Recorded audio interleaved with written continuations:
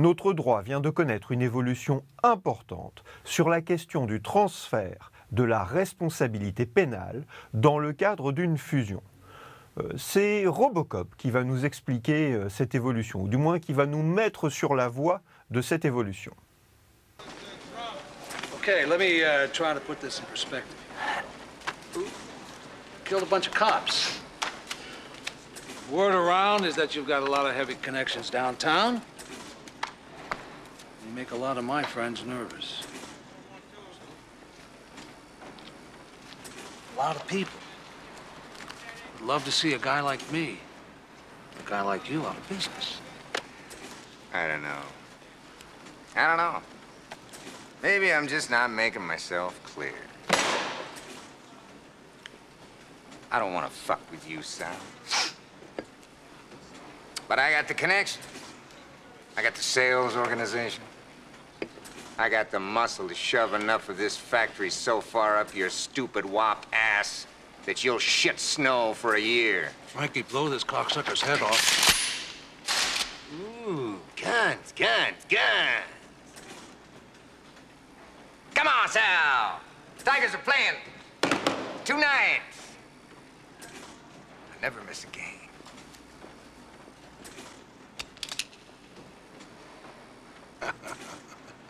Just kidding.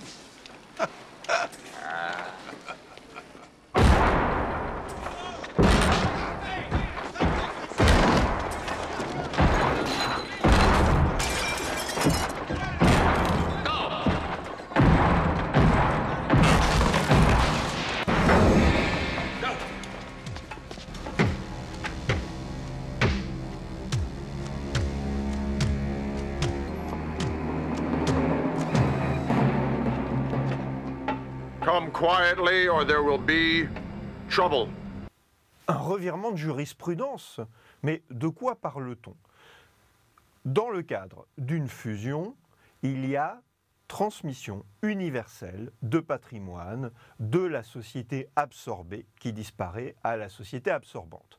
L'article L236.1 du Code de commerce nous définit ce qu'est une opération de fusion. Une ou plusieurs sociétés peuvent, par voie de fusion, transmettre leur patrimoine à une société existante ou à une nouvelle société. Dans ce cas-là, et cette fois-là c'est l'article L236.3 qui va nous donner cette solution, dans ce cas-là, il y a transmission universelle du patrimoine de la société absorbée à la société absorbante, et il y a disparition, il y a donc dissolution sans liquidation, nous dit le texte, de la société absorbée. Ça veut dire qu'une société disparaît, l'absorbée, et son patrimoine est intégralement transmis à la société absorbante. Mais une question se pose depuis longtemps qui est celle de savoir dans quelle mesure les responsabilités encourues par la société absorbée se transmettent à la société absorbante. Si par exemple la société absorbée a une dette, cette dette est dans son patrimoine et elle va à la société absorbante. Mais qu'en est-il de la responsabilité pénale ? La Cour de cassation avait depuis longtemps retenu une solution qu'elle avait exprimée, notamment dans un arrêt de 2000, arrêt que nous voyons à l'instant, arrêt par lequel elle avait considéré que, l'absorption faisait perdre son existence juridique à la société absorbée, et le résultat, c'est que un délit commis par la société absorbée ne pouvait pas être imputé à la société absorbante. C'est cette solution qui vient d'être remise en cause par un arrêt important, arrêt très récent du 25 novembre 2020. Alors c'est un arrêt qui est rédigé à la nouvelle manière de rédaction des arrêts de la Cour de cassation. Et ce qui nous intéresse, c'est surtout le point 35. En cas de fusion-absorption d'une société par une autre société entrant dans le champ de la directive, c'est la directive sur les fusions de sociétés anonymes et donc sont concernées les sociétés par action en réalité, la société absorbante peut être condamnée pénalement à une peine d'amende ou de confiscation pour des faits constitutifs d'une infraction commise par la société absorbée avant l'opération. Ça veut dire que désormais, dans le cadre d'une fusion, on peut poursuivre la société absorbante pour des faits qui auraient été commis avant la fusion par la société absorbée.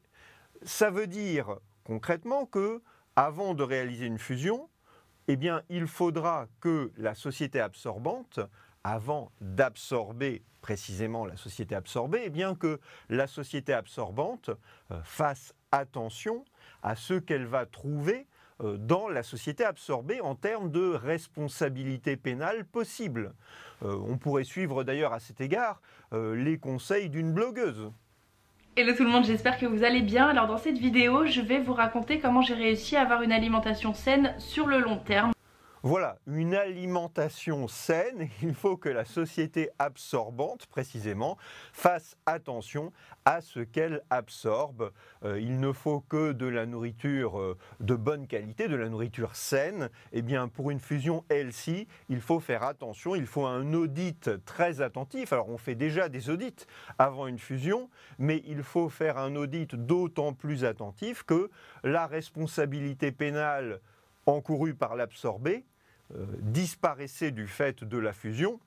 La responsabilité pénale après l'arrêt du 25 novembre 2020, eh bien, la société absorbante peut être condamnée du fait d'actes qui ont été faits avant la fusion par la société absorbée. Alors attention, c'est une solution qui a un certain nombre de restrictions, un certain nombre de limitations, notamment parce que c'est un revirement de jurisprudence et qu'on a voulu éviter de surprendre trop les justiciables. C'est une solution qui ne va s'appliquer qu'aux fusions qui interviennent postérieurement au prononcé de l'arrêt, donc arrêt du 25 novembre 2020. C'est une solution qui formellement ne concerne que les sociétés anonymes et sans doute plus largement les sociétés par action. C'est une solution qui ne concerne que les peines d'amende et de confiscation, mais l'avenir nous dira si la solution va être étendue à d'autres sanctions ou à d'autres formes de société.